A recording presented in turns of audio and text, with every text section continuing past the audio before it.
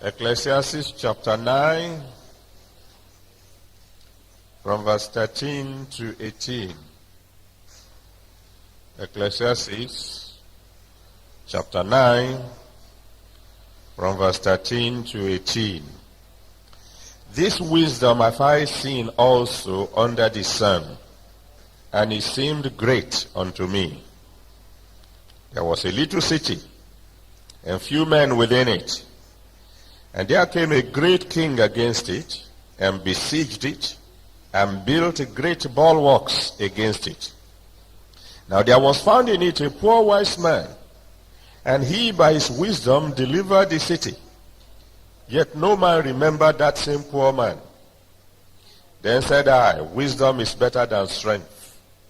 Nevertheless, the poor man's wisdom is despised, and his words are not heard.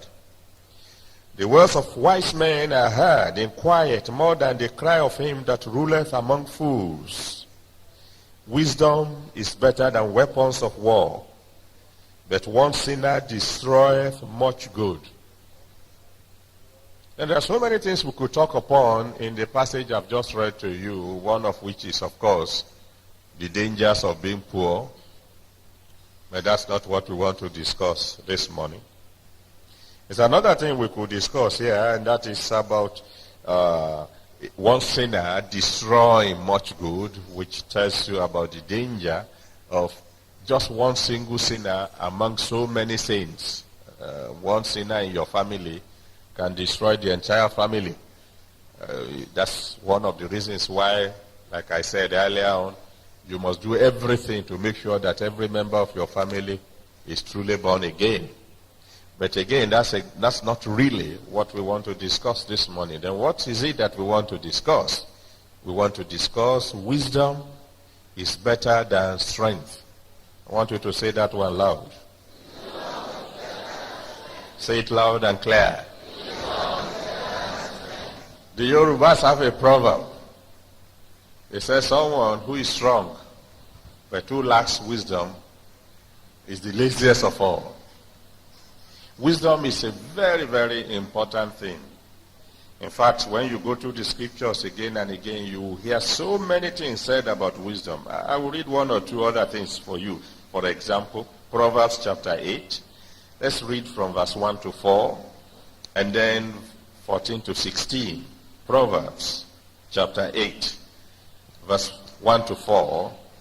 He said, does not wisdom cry, and understanding put forth her voice? She standeth in the top of high places, by the way in the places of the past. She crieth at the gates, at the entry of the city, at the coming in at the doors.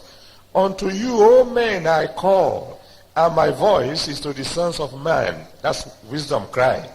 Now what is he crying? What's he telling us? What's it that he wants us to know? Verse 14 to 16. He said, counsel is mine, and sound wisdom. I am understanding, I have strength.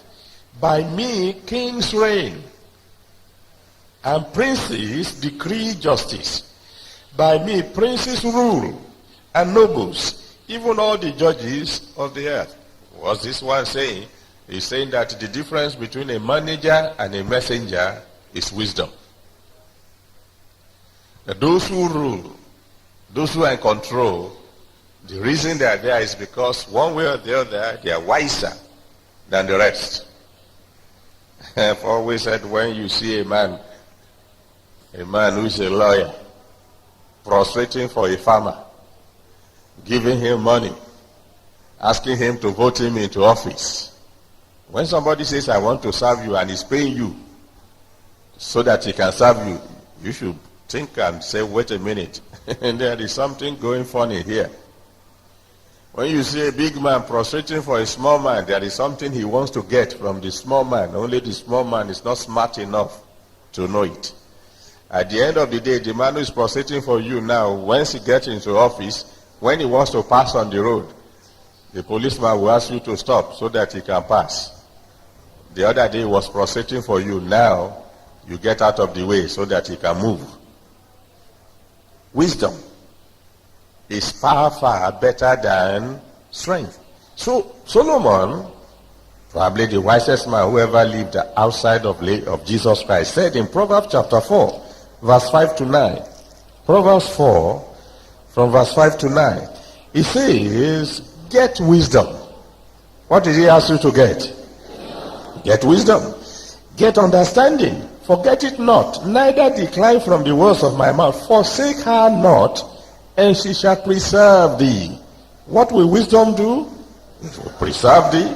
Love her, and she shall keep thee. Number 2, wisdom shall keep thee. Verse 7, I say, wisdom is the principal thing, therefore get wisdom. And with all thy getting, get under